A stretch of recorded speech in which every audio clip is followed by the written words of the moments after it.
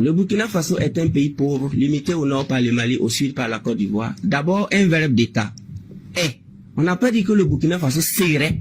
On n'a pas dit que le Burkina Faso était. On a dit le Burkina Faso est un pays pauvre. Prenez toutes vos leçons de CM2. Le verbe est conjugué au présent. Et le verbe être. Quelle catastrophe. Donc ça veut dire que on a bossé ça du CM1 jusqu'à aller avoir le bac. Un enfant qui est assis sur ses deux fesses, en train de composer un devoir pour insulter son pays, que c'est un pays pauvre, et c'est un pays enclavé, ça cuirasse la politique furaginée, agriculture de subsistance. Pourquoi lui là il va pas rejoindre les terroristes? Une société est constituée par sa population. Et dans une société, il y a 3 catégories de population. Celle qui dirige, celle qui découvre et celle qui divertit. Nous, humains, avons décidé de faire du monde autre chose. Chez les impérialistes, ils ont une vision du monde que je m'en vais vous expliquer. Le monde se résume en un triangle pour eux. Vous verrez le triangle dans la plupart de leurs insignes. Peut-être que vous ne comprenez pas, mais le monde se résume en un triangle. Pour eux, au sommet du triangle se trouve l'empire du bien. Et l'empire du bien, c'est eux. C'est la prospérité, c'est tout ce qui est positif. C'est eux qui ont droit à tout ce qui est bonheur sur ce monde. C'est eux qui ont droit à toutes les richesses. C'est à eux d'imposer leur manière de voir le monde. C'est à eux d'imposer leur vision, leur mode de vie. Voilà pourquoi pendant la colonisation ou leur conquête, je dirais, ils venaient vers nos terres et ils disaient qu'ils ont découvert nos terres parce que pour eux, nous sommes des sauvages. Nous n'avons rien de comme eux en fait. Donc, ils nous appelaient des indigènes et c'est eux le peuple. Nous allons voir dans cette vidéo, qui est une vidéo de réflexion, comment on est arrivé à une époque où l'Africain est tellement émerveillé par l'Occident au point où non seulement il est aveugle par les injustices qui s'effectuent dans son pays, mais il est fasciné à l'idée de pouvoir quitter le peuple, l'endroit, le territoire dans lequel il se trouve et rejoindre l'Occident, que ce soit à pied ou alors par des voies légales. Bien sûr, nous sommes venus sur une terre assez vaste et chacun a la liberté géographique d'explorer tous les endroits qui le passionnent, tant que cette personne a les moyens de le faire. Mais cette vidéo consiste à faire une approche un peu plus objective quant à l'amour de notre patrie qui se détériore et les influences externes qui nous amènent à dénigrer notre propre continent, à voiler les yeux sur les injustices subies et à idolâtrer ce que disent, ce que pensent, ce que font et où se trouvent les autres. Bienvenue sur Drawfit Media. Si c'est ta première fois, je t'invite à faire ça, à t'abonner, à activer la cloche de notification et à visiter la barre de description pour bénéficier de nos divers services. Alors, dans une société, il y a 3 catégories de personnes. Il y a ceux qui dirigent, ceux qui découvrent et ceux qui servent à distraire. En fonction du niveau que va atteindre l'activité de chacune de ces catégories, on pourra qualifier un peuple de très développé, de peu développé et de sous-développé. Il y aura même notamment ce qu'on appelait au secondaire dans l'école africaine qu'on nous a enseigné, les PPTE, c'est-à-dire pays pauvres et très endettés. On va aller partie par partie et expliquer un peu de quoi il s'agit.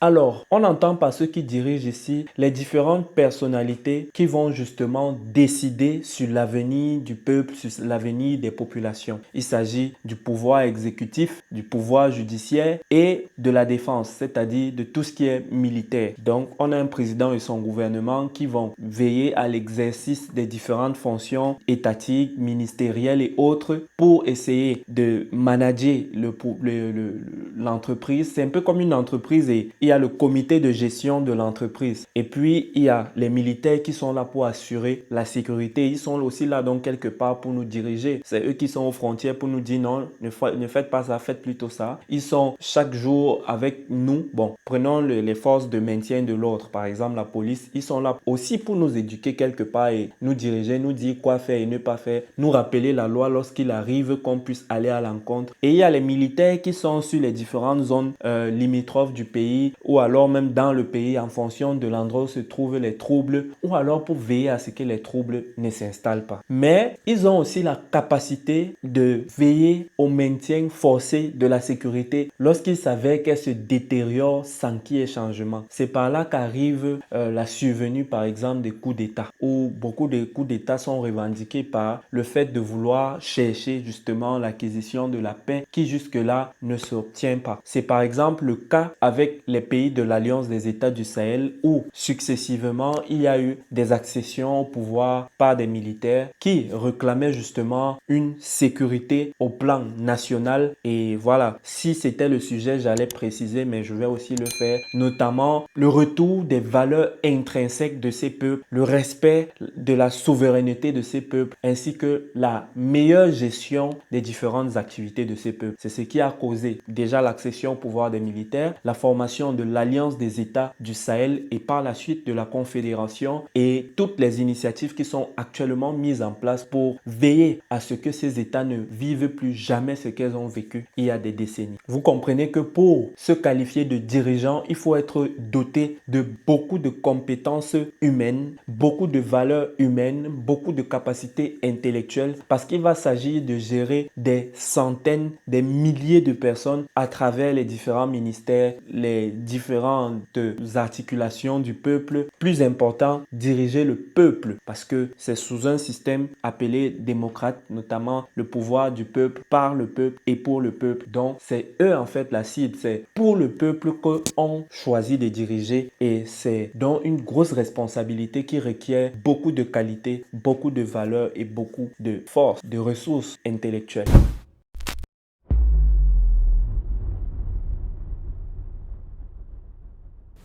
Dans la société, il y a aussi ceux qui découvrent. Ceux qui découvrent, c'est beaucoup plus sur le pan académique et le pan traditionnel, c'est-à-dire les sages, en partant déjà des sages du village, des ancêtres des sages du village, parce que eux, ils connaissent certaines expériences que nous ne vivons pas encore. Du fait de leur âge, du fait d'avoir vécu avant nous, sont déjà dotés d'office d'un certain pouvoir, d'une certaine capacité intellectuelle à ne pas négliger. C'est d'ailleurs ce que disait le président Ibrahim Traoré du côté du Burkina en disant que faudrait que même dans le processus de jugement, qu'on puisse intégrer aussi l'apport des sages. Même dans les processus de réflexion pour l'avenir du pays, il serait intéressant d'intégrer très souvent la sagesse ancestrale afin d'aller vraiment en concordance avec ce que pensent les aïeux et tout ce qui est moderne pour avoir des réflexions efficaces et des résultats objectifs. Alors, après les sages, nous avons justement les académiques. En parlant d'académiques, on parle comme ça des élites intellectuelles, des professeurs d'université, des ingénieurs, des docteurs, des médecins, toutes ces personnes-là qui agissent dans la sphère scientifique, capables donc d'apporter des solutions concrètes dans la société. Il a été dit pendant les cours de philosophie d'ailleurs au secondaire qu'il y a ceux qui pensent la société et ceux qui la fabriquent. Et tous en fait, ils font partie des élites. Donc, après avoir pensé ce qu'on veut pour la société, il faut donc être capable d'avoir un certain personnel qui est capable de dénicher des opportunités tout autour, dénicher des problèmes et mettre en œuvre des stratégies de solution pour répondre de manière efficace à ces différents problèmes et ainsi permettre l'essor de l'Afrique, l'essor de leur peuple à travers la mise sur pied des différentes solutions. Une fois de plus, dans le cas des découvreurs, si on peut dire comme ça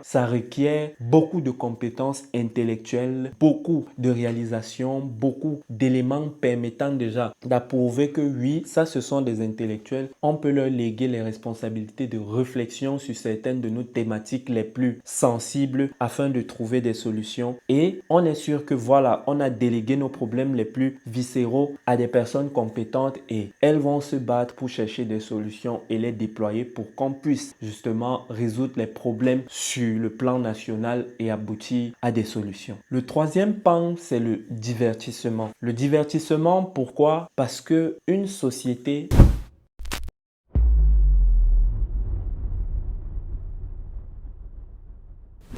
Le troisième pan, c'est le divertissement. Mais le divertissement n'est pas forcément nocif. Il y a des divertissements bénéfiques. Lorsqu'il y a un match de football, il y a des entreprises de publicité qui véhiculent leur publicité. Il y a des ventes de tickets qui sont bénéfiques pour l'État qui a justement construit ce stade. Il y a des ventes de maillots qui sont bénéfiques pour le club qui est une entreprise. Le divertissement dans ce sens où, même sur le plan humain, sur le plan individuel, le fait de se distraire permet la synthèse de certaines hormones qui sont nécessaires pour les différents organes du corps humain parce que ça permet leur croissance, rénovation. Ça permet en fait que les cellules mortes des différents tissus, des organes qui ont été lésés par le passé ou vieillis par le passé puissent se régénérer et ça permet donc une bonne évolution saine du corps humain. Mais parfois c'est abusé et c'est dans ce sens que ça devient mauvais. Bon, en parlant de divertissement, ce sont les métiers de l'art, le cinéma, la danse, la musique, la peinture,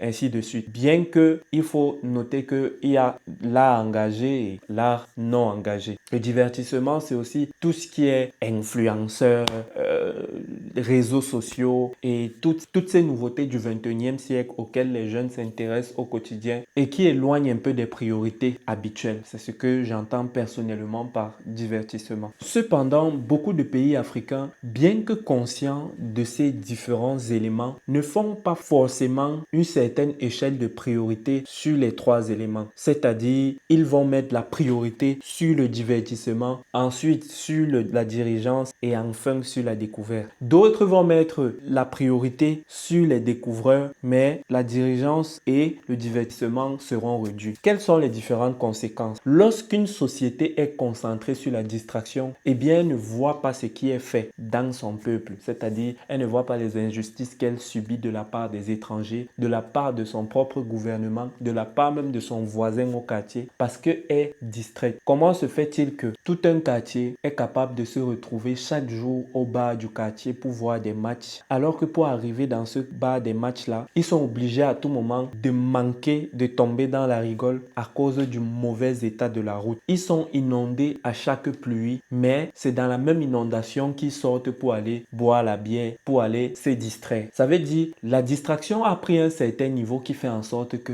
on ne voit pas les problèmes les plus viscéraux de la société, même les problèmes qui nous touchent personnellement et qui affectent notre évolution ou même l'évolution de nos familles. Prenons le cas des découvreurs. Lorsque on met les découvreurs tellement en avant, eh bien ça ne sert à rien lorsque derrière il n'y a pas une politique qui leur permet d'exercer pleinement leur potentiel. Parce que ce sont les politiques qui décident de comment les entrepreneurs, les professeurs, tous ces scientifiques vont agir dans la société. Ce qu'ils sont aptes à faire et à ne pas faire. Ce qu'ils sont habilités à faire et à ne pas faire. Mais lorsqu'ils sont là de manière exponentielle, mais qu'à un niveau, on ne sait pas comment les encadrer pour permettre qu'ils puissent justement déployer leurs compétences acquises parfois localement ou en allant étudier à l'étranger. Comment est-ce que ces scientifiques vont pouvoir résoudre les problèmes de la société? Autre chose, là c'est lorsqu'on met les dirigeants très haut et les découvreurs ainsi que les gens du divertissement très bas. Ça fait en sorte qu'on est dans un pays où nous avons des assoiffés de pouvoir qui ne vont se contenter que de faire des partenariats avec les étrangers ou avec les entrepreneurs locaux qui font du bien à leur poche et à celle de leur famille. Et après, on s'en fout de la situation de santé du peuple. Tout ce qui compte, ce sont nos comptes à banque et c'est la belle vie que nous menons et puis le reste, basta. C'est justement ces différenciations de niveau-là qui caractérisent l'état de beaucoup de sociétés africaines et qui découragent justement ceux qui veulent y mettre leur dévotion pour permettre le changement des choses et qui encouragent ces esprits faibles ou alors malheureux ou encore désespérés de quitter l'Afrique et aller ailleurs pour espérer un avenir meilleur. Quitte à arriver avec un diplôme d'ingénieur et avoir comme travail de nettoyer les toilettes d'une boîte de nuit pour avoir de l'argent. Parce qu'à un moment donné, c'est la seule solution qui s'est présentée. Au pays, malgré ton diplôme et tes compétences, rien n'a été possible. Tu te retrouves à partir ailleurs et faire la faute à qui? Quelle est la solution la plus intéressante? C'est à vous que je la pose et n'hésitez pas de mentionner en commentaire. Je vais vous parler d'un journaliste atypique de l'époque.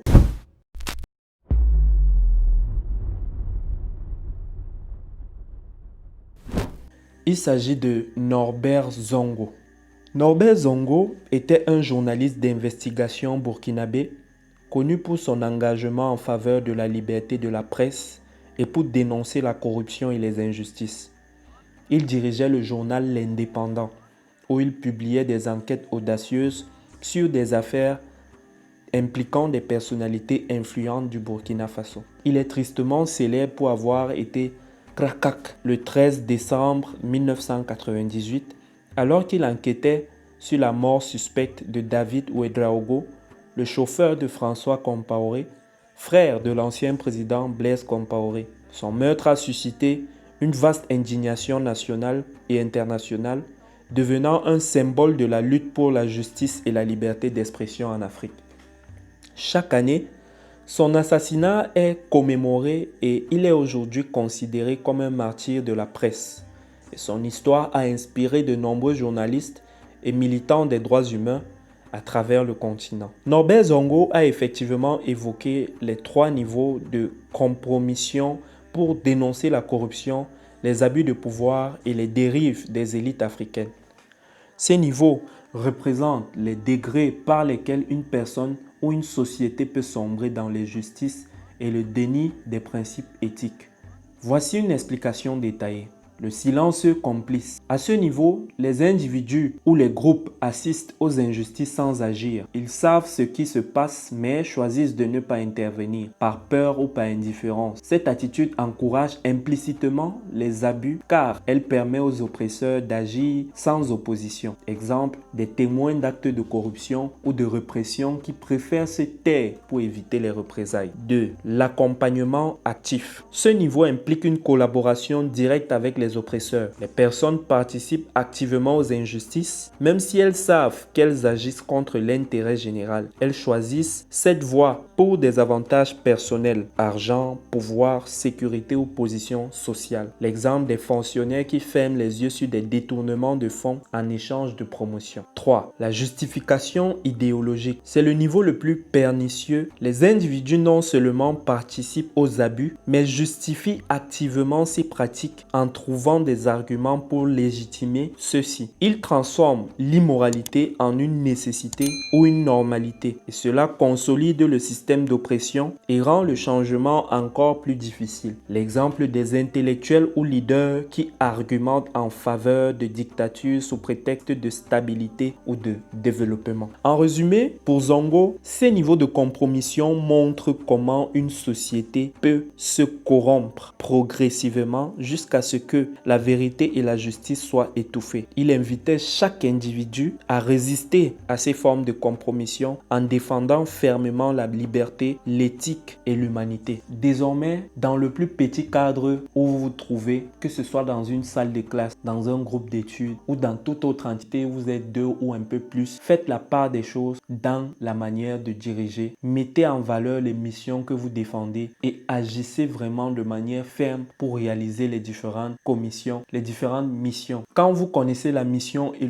l'objectif à atteindre, soyez en même temps l'équipe managériale, soyez en même temps ceux qui pensent l'idée et prenez du plaisir à le penser. C'est une forme de trilogie que vous pouvez intégrer dans diverses activités que vous menez et vous verrez un peu plus de changement. Dites-moi ce que vous pensez de cette vidéo de réflexion et dites-moi si vous voulez qu'à l'avenir, on puisse produire encore pareil sur d'autres thématiques. Merci d'avoir regardé cette vidéo jusqu'à la fin. On se dit à très bientôt pour une prochaine production Draofit Media. Vous rêvez d'écrire un livre, mais vous ne savez pas par où commencer. Vous êtes écrivain en herbe, entrepreneur, cherchant à partager votre expertise ou simplement passionné d'écriture.